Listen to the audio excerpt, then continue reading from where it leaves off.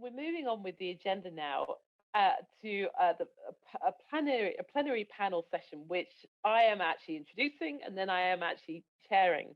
We're looking to the future of talking about, can technology be a trustworthy agent of positive change? And we have three amazing speakers joining us today to talk about this subject and talk about this topic.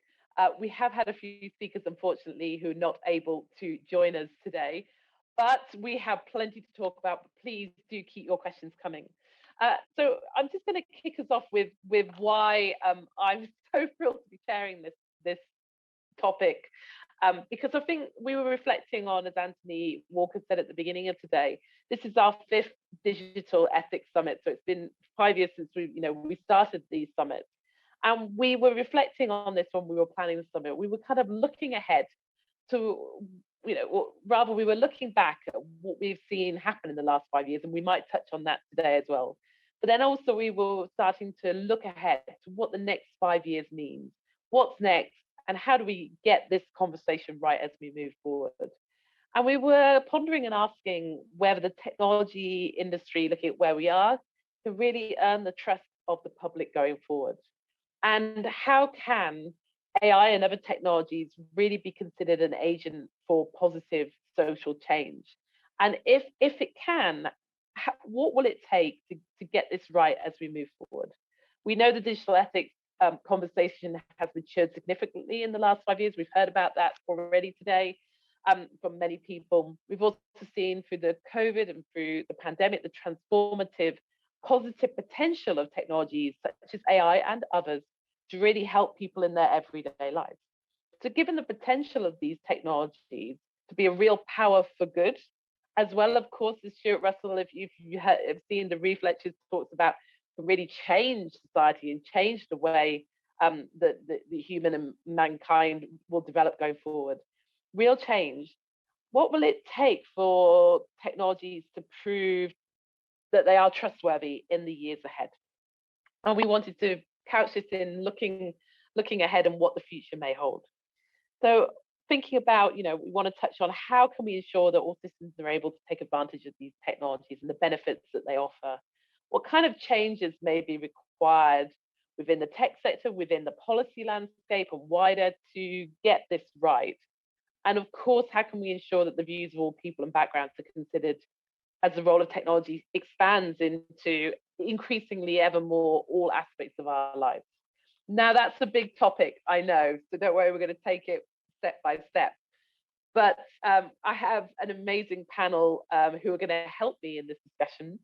So what I'm going to do is, rather than me introduce them, I'm going to ask them to introduce themselves, and then I've got some questions to kick us off. But please do keep your questions coming in. We really want this to be a kind of forward thinking, what lies ahead and how do we move forward? So perhaps, Mike, can I start with you? Could you perhaps introduce yourself to everybody, a little bit about your role, but really great to have you here, Mike, at the summit. Thanks. So yeah, it's brilliant to be here. I've watched as much as I could during the day. It's been a really fascinating summit actually so far. Just to, well, first of all, introduce the company I work for. So I work for Sage, and for people who don't know about us, we provide accounting and HR and payroll software, mainly to small and medium-sized businesses in different countries around the world. My role within Sage, my job title is quite fancy, Vice President of Product Data Strategy. What that really means is that I work within our CTO organization. So I report to Aaron Harris, who was one of the speakers on the panel, I think on the one before this maybe. And I'm looking at ways in which we can use the data that our products process. That's the invoices and pay slips and other data like that our customers process using our software to uncover insights and deliver new capabilities back to them to help them to be more successful and more efficient, and generally to help them our customers unlock the power of their data. I mean, it's probably worth saying that Sage, we represent small and medium-sized businesses, and we try and champion them a lot. And I think what that means for us is that we spend a lot of time thinking about how we can essentially level the playing field between these small businesses who sometimes find it difficult to access technology and capabilities that are are easier for larger business to use and to leverage. So we kind of act as a proxy almost for our customers to kind of use our relatively large size to help them level the playing field and get on a kind of more even footing with these larger businesses. And that's essentially my interest. Great to have you with us, Mike, and I'm really looking forward to your perspectives on this. Tabitha, let's go to you. Tabitha Goldson, really great to see you. Thanks so much for being here. For those that don't know you, I can't imagine there are many, but for those that don't know you, can you just explain who you are and your role, Tabitha? And you're on I'm sure there will be lots. So I thank so much for having me again. Luckily, I have been to all of your summits, so I feel very fortunate for that. I'm Tabitha Goldstone, and the co-founder of a business called CogX. I'm also many other things. And as I'm sure you all know, the National AI Strategy was published in September this year after being urged to be created by the AI Roadmap, which was written by the AI Council, which I'm honoured to chair. So if you don't mind, I'm going to use my few minutes to talk a little bit about that. My favourite part of the document is, in fact, the next steps section. And because this is where the government commit to publishing a set of quantitative indicators and promise to continue talking with the wider community to get qualitative feedback. So the AI Council has been asked to help galvanize that that ecosystem and really, in their exact words, hold the government to account on the actions contained in the strategy. And that's why I love summits like this, because ultimately it's about you, Tech UK, and the audience here thinking about the fact that now the real work starts. I'm sure Sana will have told you about the 3 goals that the strategy has, but it's around exponential growth, GDP growth, and also ensuring that the UK establishes the most trusted and pro-innovation system for AI governance. And I think that Sana, I believe, spoke earlier today. I missed her, but I'm sure she will have spoken a lot about that. In those 3 objectives, there are 3 pillars. And the first pillar is the one around long-term foundational needs of the AI ecosystem. And that is also where my passion lies. So this includes things like skills, data, research, but it's also where we talk about the fact that if we don't have an educated population, really none of this is going to matter. We talk about the fact that we need to make sure that every child leaves school with a basic sense of how AI works. We make clear that that's not just about understanding coding or quantitative reasoning or mathematical concepts or just about the ethics either, but that it's got to be about both. And so I'd love today in this session to talk about what does basic literacy in AI mean, and how does that unlock those things that you were talking about, Sue, before, trust, and so on. The second 2 pillars, it's worth mentioning just before I go on, just so for completeness, the second pillar is around ensuring AI benefits all sectors and regions. So that aligns with the government's levelling up agenda. And the third is around governing AI effectively, which no doubt we'll talk about because the government have agreed to publishing a pro-innovation national position on governing and regulating AI in the new year. So we're very lucky that we have a thriving scene and that you bring us together every year, Sue, to help the government on their way. Yeah, I'm excited for the session. Oh, thank you, Tabitha. Really good grounding of where you see where we are right now. I may actually pick your brains, as you have been at every summit, of what have you seen in terms of changes over the last 5 years, or how this conversation's developed before we maybe look ahead. But before we do that, Brittany, so good to see you. And in fact, I think you may have also been at our very first summit. So I perhaps I could ask you the same question, but really great to see you again. I hope you're well, and please just introduce yourself to everybody and your role now. Sure, thank you. And thank you for inviting me and for organizing this panel. I'm Brittany. I work as the policy director at Data and Society. We are an independent nonprofit research institute that studies the social implications of data-centric technologies and automation. We produce original socio-technical research on topics including AI and automation, the impact of technology on labor and health, and online disinformation. This is a relatively new job for me. I guess I should stop saying it's new. I started this job in February, but prior to joining Data and Society, I worked at Google and at DeepMind on AI policy and human rights for a long time. So yeah, that's me. And thank you again for organizing. No, it's really great to have you here. So let's jump into this conversation around looking to the future and looking ahead. And we may also look at, any reflections on the past as well. But we really want to look ahead and think about this issue, this question of, can technology be a trustworthy agent of positive change? And if so, how do we get this right? And I'd love to start maybe, Brittany, with you and your perspectives on this really important topic, given the working since February that you've been doing, but also your experience of this topic and of this issue. So what are your reflections on this? Of course. Sure. So in preparing for this panel, I found the statistics around declining trust in technology really hard to understand and hard to interpret, especially in this moment where many, though not all of us, are working from home or separated from family and friends, and in one way or another more reliant on technology than ever before. I think it is true for lots of things to be true at the same time. It's possible. People can deeply mistrust technology while at the same time having no serious or meaningful option for avoiding or opting out of its use. And I'm not sure if that means that trust isn't the right thing to measure, or if that means that our voluntary or involuntary reliance on technology exists independently of our trust in the technology or the companies who make it. But I do think we have to, not that you're doing this, Sue, just in general, we have to stop uncritically accepting the premise that AI can be an agent for positive social change if only certain vague and undefined things fall into place.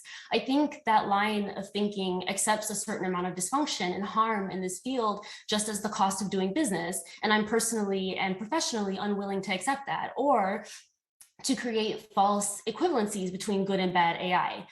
Uncritical deployment of AI in high-stakes settings like fraud detection, identity verification, benefits determination, criminal justice. These deployments are rife with mistakes and negative consequences and faulty promises about what the technology is capable of doing and what it isn't. Mistakenly recommending people for arrest, mistakenly cutting off their benefits with no mechanisms for appeal. Like, how can that possibly be acceptable in the name of potential and unrealized economic growth or positive change? And how can we reasonably expect people to trust the technology or the companies that research and develop it, or the companies and government entities that deploy it in the face of this steady stream of disturbing news? I am confused about the expectation for trust in the face of rampant dehumanization. Over and over again, people see that their experience of the technology matters very little ultimately in the face of projections and policy that already accept the technology as a given. So that's something to think about. Like, what exactly are we promising people? What relationship does that have to their lived experience, and what are the trade-offs when we translate the complexity of human life into data and algorithms? I think a lot of mistrust is cultivated in that disconnect. And I also think it's important to clarify that even while we're articulating concerns about equity in the deployment of algorithmic technology, we're not pushing for an analog future. I think that that is irrational, like quite apart from being unrealistic. What I think I'm getting at in these conversations is a framing shift. Instead of technology that helps us root out fraud or work out which face is criminal and which isn't, could we instead invest in technology that helps us determine who isn't taking full advantage of benefits they're entitled to receive? Like, hey, you missed out on this voucher. We think you might need it. Or, hey, like, we used AI to predict this winter will be really bad in your neighborhood, so we're gonna shore up the streets over here and change the parking rules for you. Like, these are rhetorical questions. Obviously, we know the reason already. There's less money and less interest in helping people, and a more historical precedent for and money available for technology that surveils and criminalizes and punishes people instead. So that's one big chunk. And then my second and final closing thought is that I'm also wondering, in light of this question, about the relationship between positive social change and the concentration of power and influence in the tech sector. I think these things are potentially contradictory. When resources are so deeply unequal and so heavily concentrated, it is difficult to envision something like positive social change emerging from that dynamic. Positive social change is pretty often not aligned with maximizing shareholder value, which is, in terms of legal and financial obligations, like quite reasonable. That's what companies are supposed to be doing. So I'm not sure if it's reasonable to expect people to trust in technology or companies that cultivate and concentrate power and resources, often at the expense of people's privacy and often taking advantage of the fact that there are few alternatives. And so lots of people are doing really incredible work at the intersection of equity and antitrust. And I think it's important to pay close attention to how those issues compound and magnify one another. And I'll stop there for now. No, very interesting, Brittany, and there's a lot there to unpack. Let's try and do that together. We may not get to it all, but there's a lot there to unpack, but really powerful. So thank you. Tabitha, before I come to Mike, maybe for your perspectives, Tabitha, I'd love to hear from you. And also, as you mentioned, have been at every summit. So would love to get any reflections of, before we look to the future, any reflections on how far we've come as well, before we kind of look at, well, if this is coming, look at what's coming next. How do we get this right? Yeah, I went back to look at the questions that I was asked on the first panel that we did.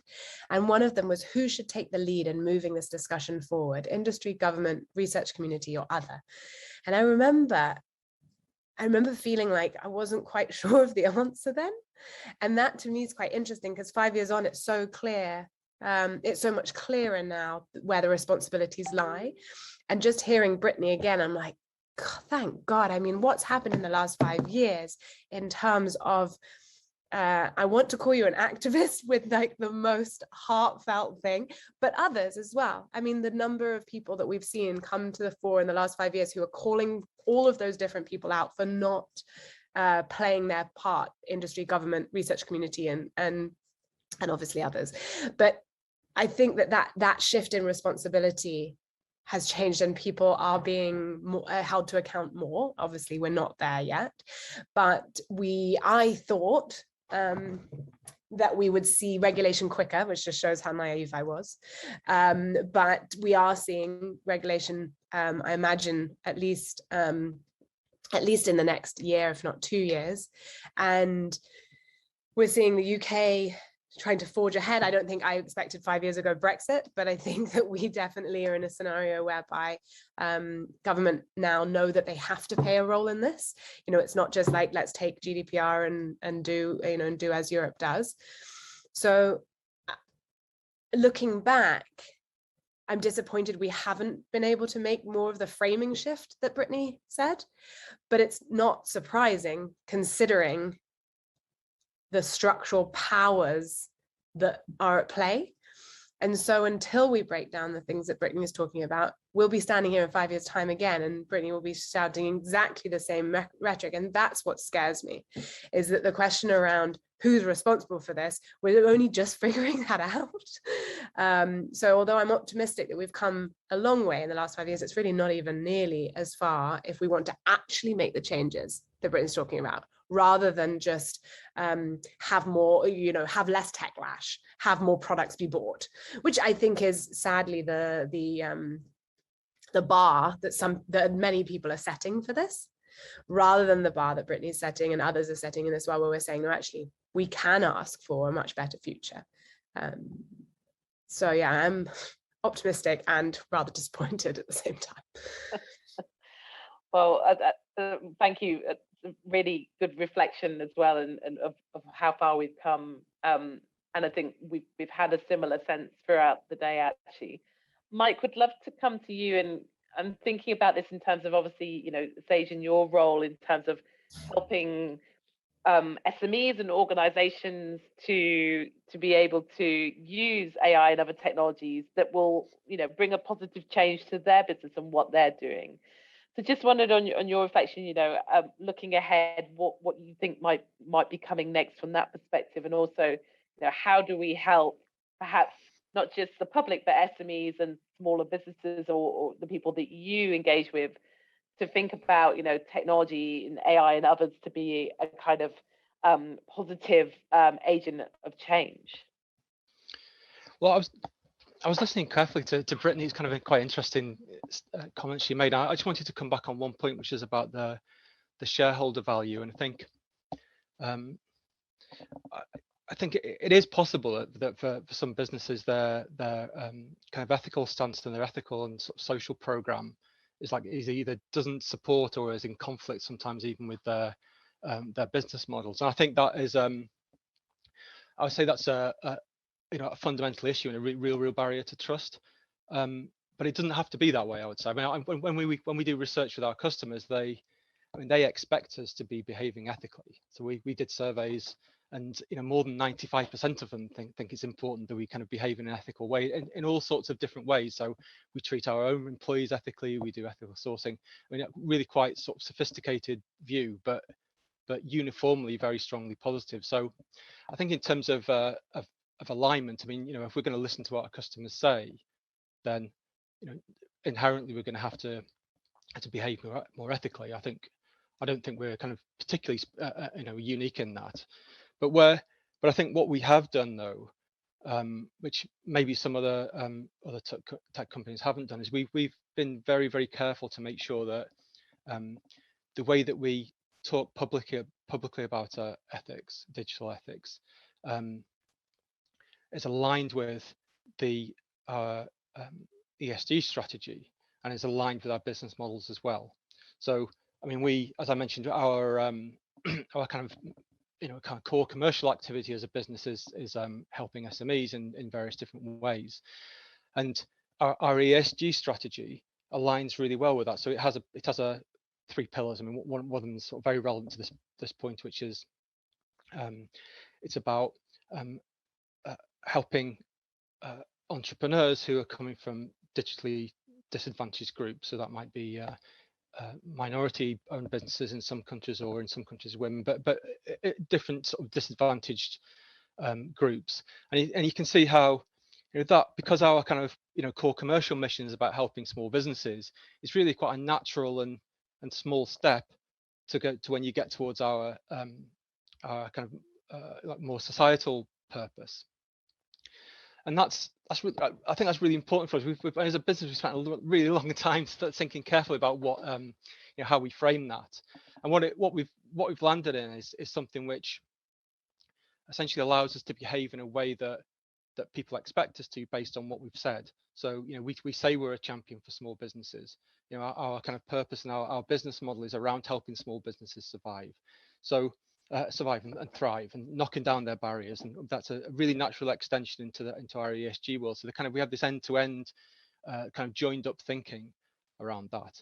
So when I kind of think about where trust's been a problem in some other tech companies, it's like, if you think about like ad-funded business models as an example, it's not obvious that the customer needs of that business are aligned with their kind of stated mission or their societal purpose. So it's very easy for commercial pressures to force those businesses to, or for there to be commercial pressures to do things that aren't aligned with what they're, how they talk about themselves and how they talk about their mission.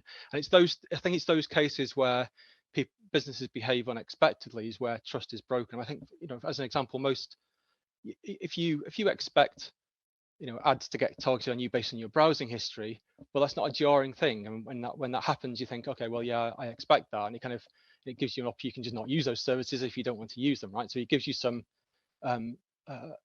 feeling of control and that things are happening as you expect them. It's where there's an expected behavior for a business, and all of a sudden you discover they're doing something different, which I think is a real barrier to trust. So for tech companies, I mean, this is all companies really, but I think it's very, very visible for tech companies.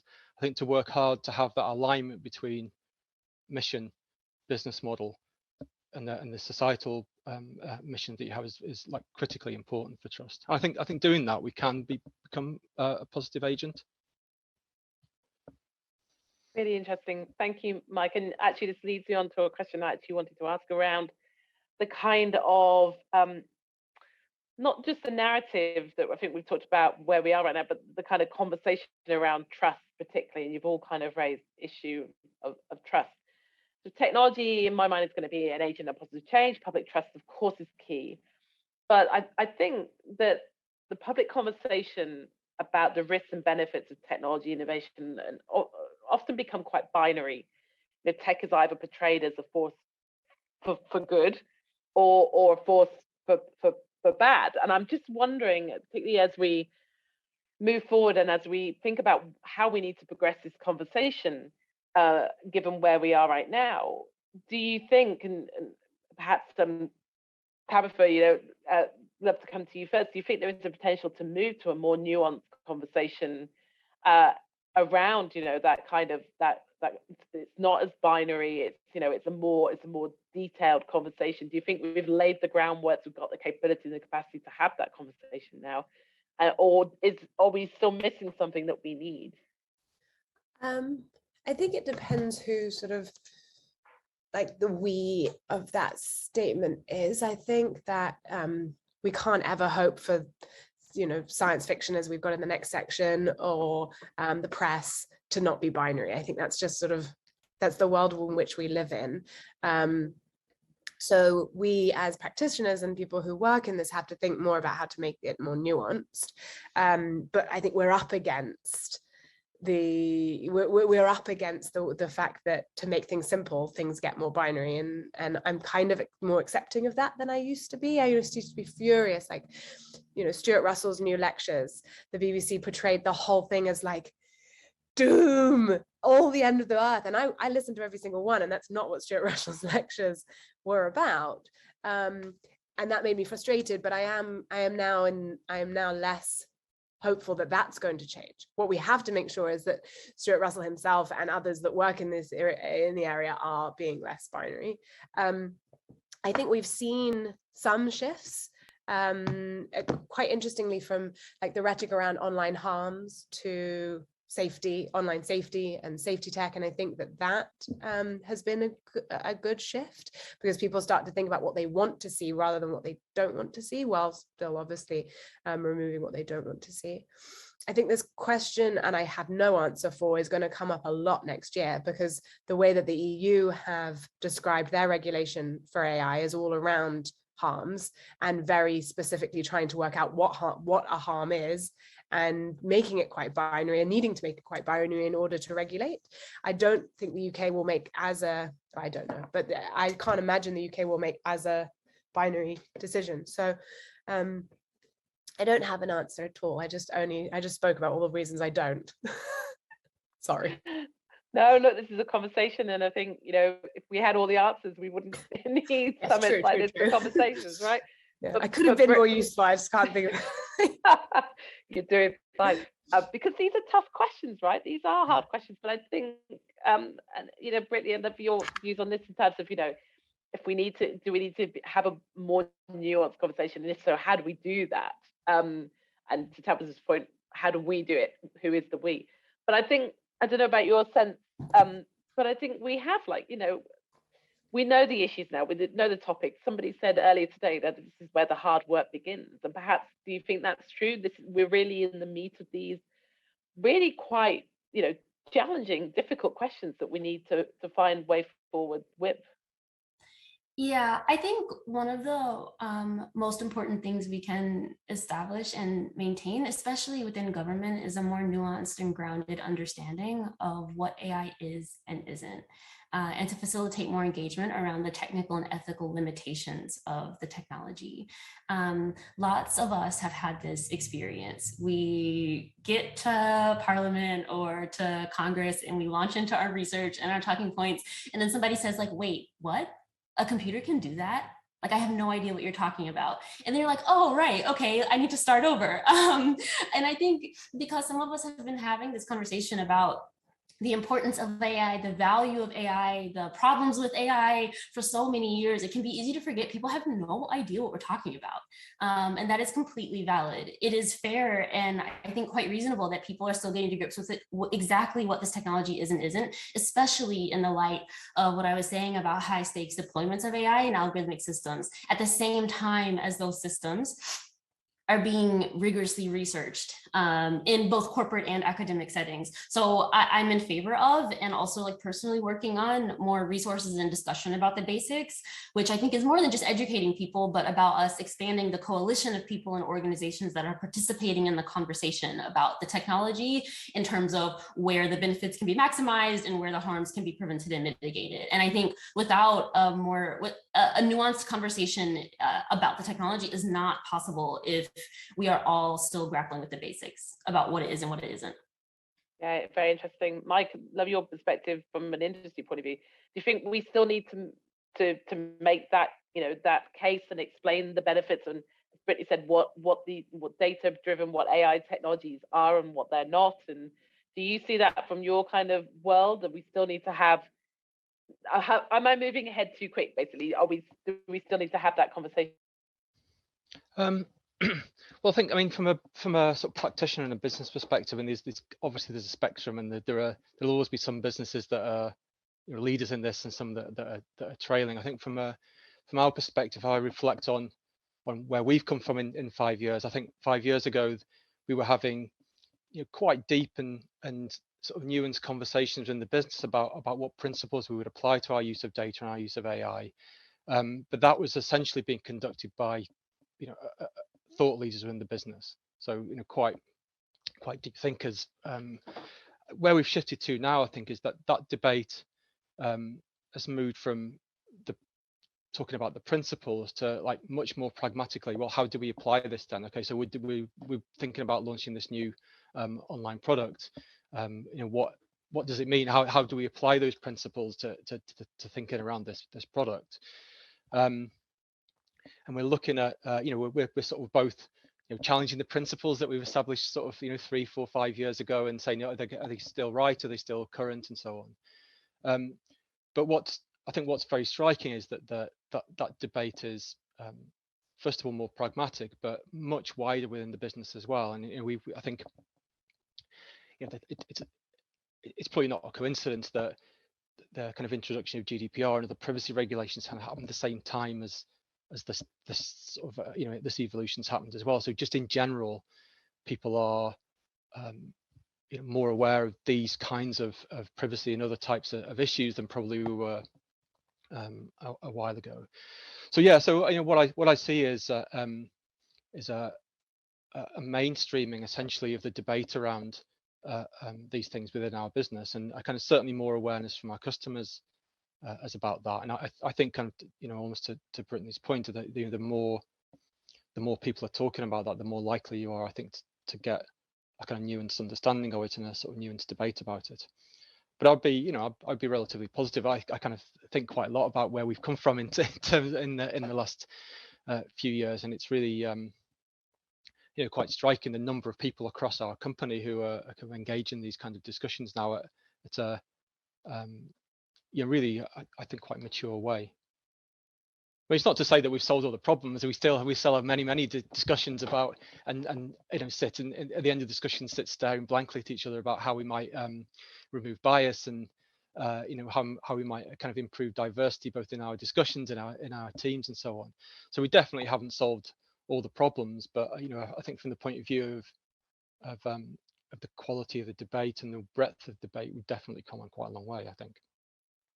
Yeah, it's really interesting to see that from your perspective of those what we've talked about in the past, and what moving from a principles and a framework into real operationalizing and putting those principles into action, because that's going to be key in my mind. I don't know, Mike, if you agree, in terms of the tech industry, or part of the tech industry, proving it is worthy of trust and that it can fulfill that responsibility going forward. Do you agree? Do you think that kind of showing how ethics can be put into practice and how you embed an ethical approach is going to be that key to that, proving that the tech industry is worthy of trust as we move forward?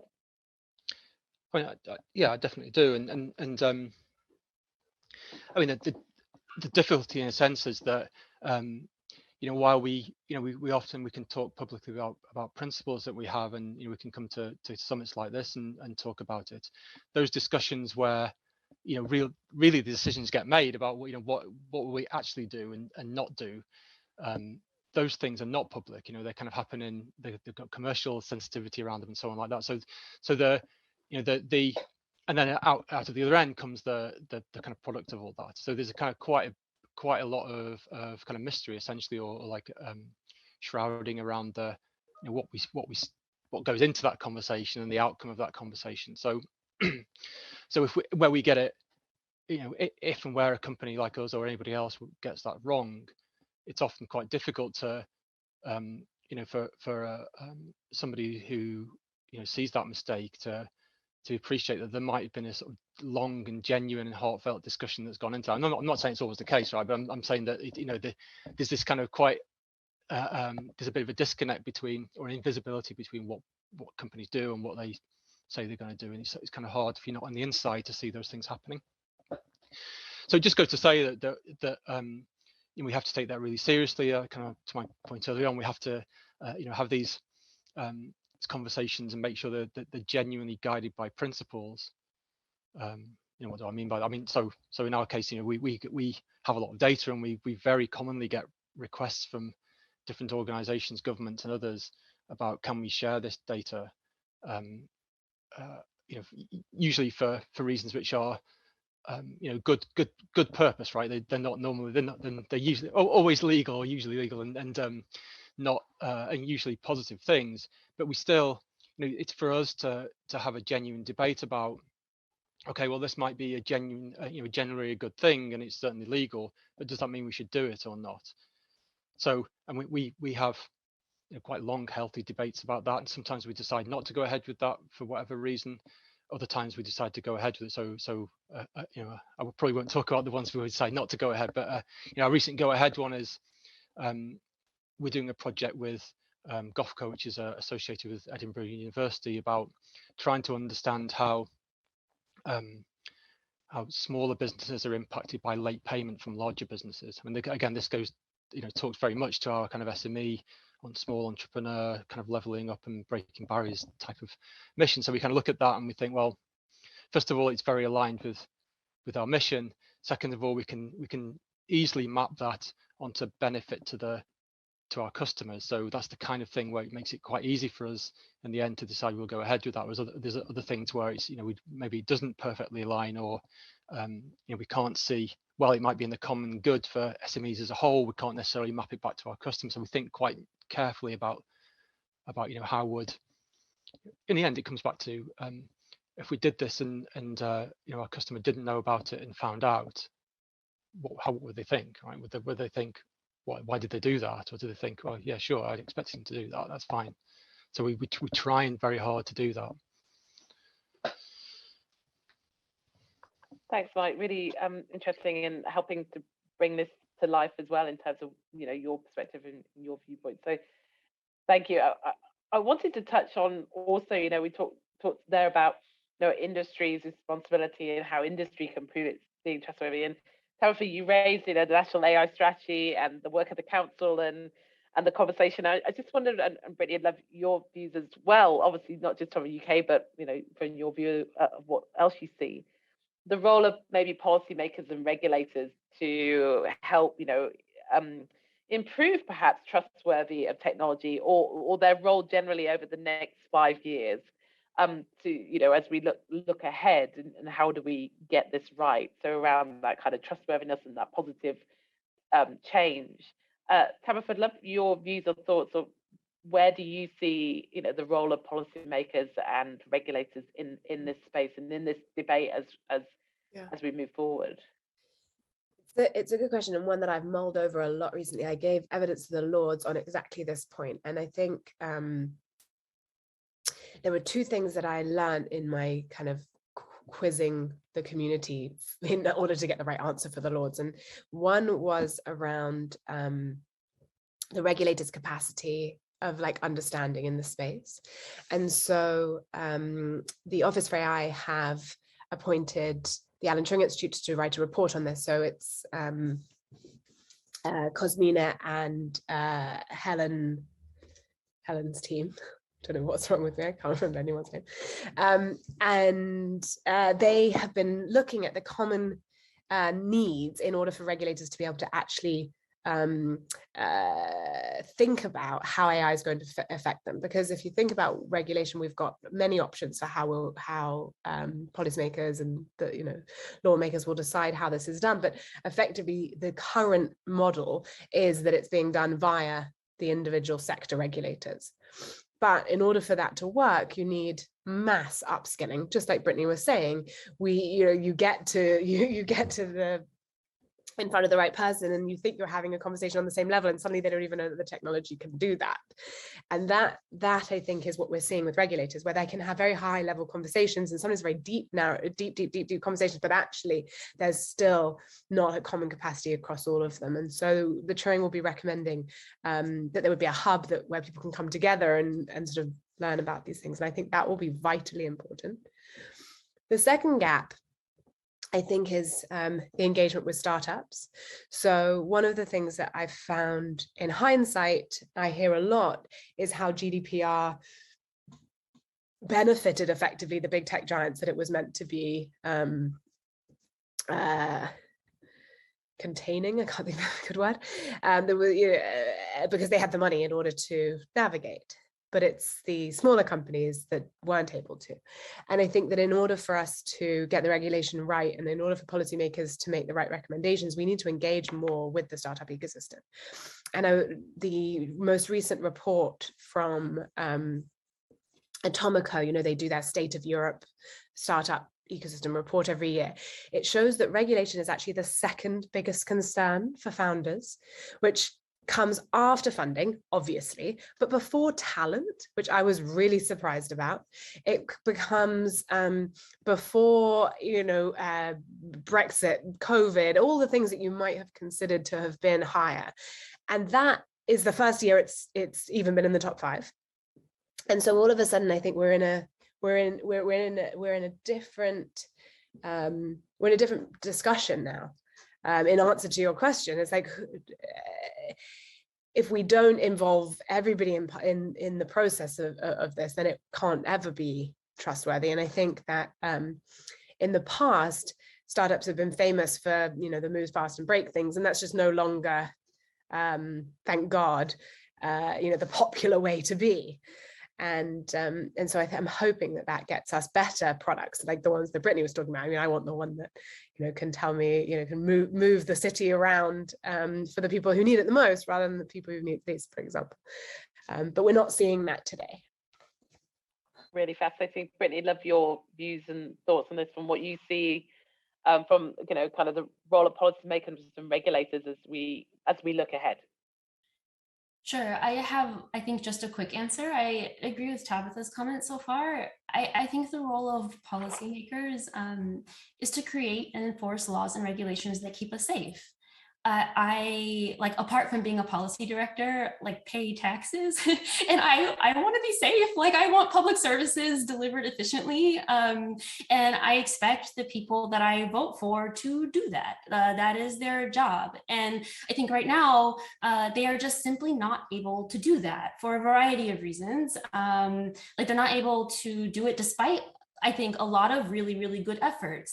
Enforcement powers in different agencies are vague. Agencies are understaffed and under-resourced. And as we already discussed, people are still learning and working out exactly what is going on. Even if I have reported an algorithmic harm to, sorry, I can't think of the British equivalent, but to the Federal Trade Commission, well, what are they supposed to do? Do they know what to do? I think they do. I think they have a lot of ideas. They have a lot of really capable attorneys working for them. But I think people are really still getting to grips with exactly what's going on and what their authority is to act on the harms that we are seeing every day. So yeah, as a policy director and as a taxpayer, I think that my expectations for policymakers are really, really simple, but they are really complex, I think, in how they're implemented and how they are scaled, and how the issues are interacting internationally as well. So I think I'll stop there, but yeah, that's what I think. Really good point both of you made around kind of education and awareness and understanding of policymakers and regulators, as well as what's happening, and we know that, you know, ensuring that we can, you know, think positively, benefit from the technologies and the power of the technologies, you know, that Stuart Russell talks about in the lectures, right, Tabitha, the immense power that these technologies could have to as a agent for social change, as a, you know, helping people in their everyday lives, Mike, helping businesses and helping SMEs to thrive and scale and grow and reach new customers. There's so much opportunity here for making sure that people have access to the right awareness, the right skills, the right education about, you know, perhaps to Brittany's point, I think, Brittany, what you're saying is to be able to ask the right questions and be able to challenge or be able to know what they think they should be challenging or asking the right questions, right? And I wonder to all of you, but perhaps start with you, Mike, you know, access to skills needed to navigate this digital world, not just in regulators and policymakers, but do you think that's an issue? Do you think that's still a challenge if we're talking about trustworthy technology and having trust in technology, about having perhaps the skill and understanding of what the technology is doing, but also, to Brittany's point, to be able to therefore have enough knowledge and skills or understanding to ask the right questions? Do you think that's still something that we need to work on as we move forward? But it definitely is. I mean, just like from the kind of like raw commercial standpoint, I mean, we you know, we struggle to get the people with the right skills to you know, to work for us. So that's, you know, clearly a direct a direct problem for us. I think as a, I mean, how can we do anything about that though? I mean, the most obvious answer for a business like Sage is that we have like a well thought out sort of social action program. So, you know, we have that focus on things where we can really make a difference and so on. So we, you know, we have obviously initiatives where we reach out to educators and you know, to other groups to kind of try and increase digital literacy. That's for sure. I think though, I mean, I'd also like to sort of turn it around a bit and say, well, you know, as a tech company, is it okay that you know, it needs a high level of digital skills to use our technology? And maybe there's one of the things we can control most and kind of influence most is by kind of lowering the bar, essentially making things easier, making things simpler, you know, more transparent. That's something that you know, is I think much more within the control of any given company than kind of influencing the kind of wider society and the kind of the, you know, the skills base of a nation. You know, that's quite a difficult thing, although we, you know, clearly we have to commit to doing our part of that. But there's nothing to stop us from lowering the bar, so you don't have to be some kind of you know, tech genius to use our products effectively. I mean, that's going to help everybody, surely, isn't it? I think that's definitely a panel all in itself, right? That we could discuss going forward. But I see that we are. Oh, sorry, Tabitha, did you want to come in? Oh, I just said yes. But well, no, we're quickly running out of time. It always goes so quickly.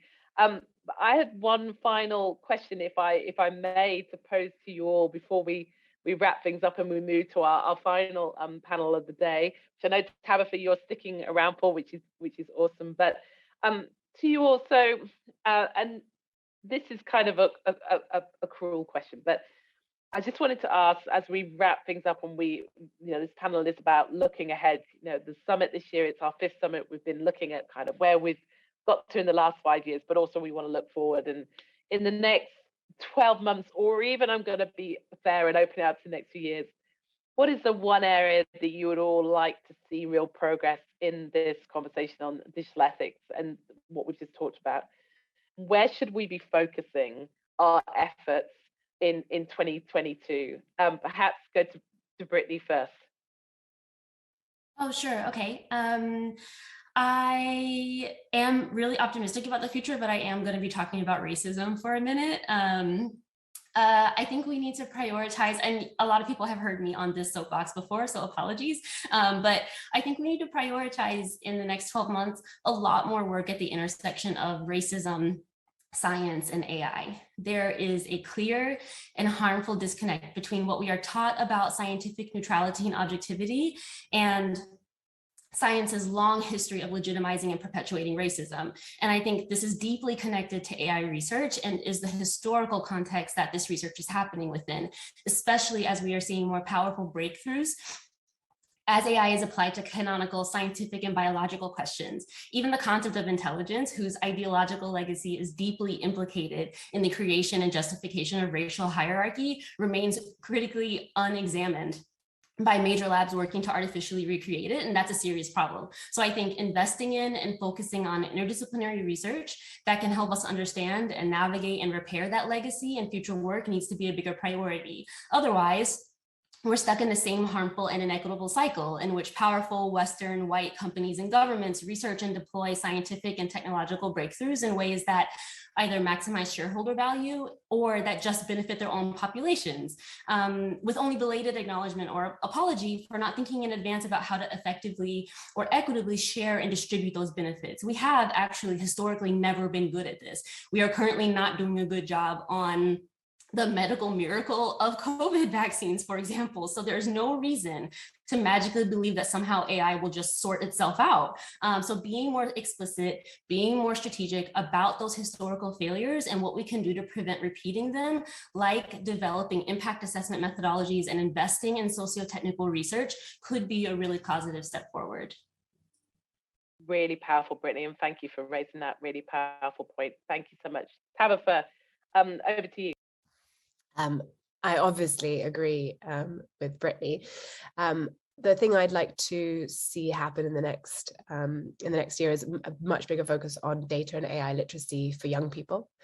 That's the work that I'm really championing at the moment, and must include anti-racism as well. So everything Brittany's just said needs to be included when we start teaching young people.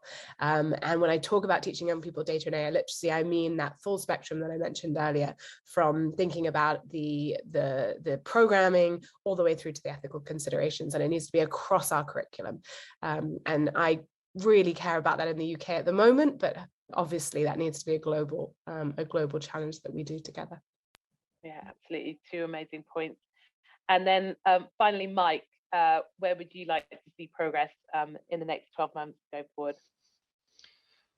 I mean, as that happens, I mean, I don't disagree with the previous points. I mean, I think that we have like a new challenge coming up that's not really to do with AI. But it's still about digital ethics, I think, which is around climate change. So clearly that's front of mind for many companies these days, and we are. We're seeing already kind of regulatory pressures and non-regulatory pressures coming down to affect companies, and technology is undoubtedly going to play a part. Digital technology is going to play a part in how we first of all start measuring and calculating and tracking these things, especially in terms of things like Scope 3 emissions, which are like quite complex thing to be tracking. I'm just very concerned that I forget who made the point before about GDPR is something that only the kind of larger businesses can navigate properly. I really don't want the smaller businesses who are already disadvantaged, well, in particular, the ones that are sort of suffering from digital inequality now, to be the ones which are even more disadvantaged by a kind of whole raft of quite difficult to comply with new regulations. So when we're talking about the ethical balance, I mean, well, I'm not against regulation, but I think when we're talking about the ethical balance, we have to sort of figure out, well, who's going to bear the brunt of the cost of these things, and how do we make sure that when we do this, we're not driving more inequality into what's already an environment where there's quite a bit of inequality going on. So yeah, to sort of shift away really from the kind of ethics around AI and that to some of the other sort of pressing issues that we have facing us.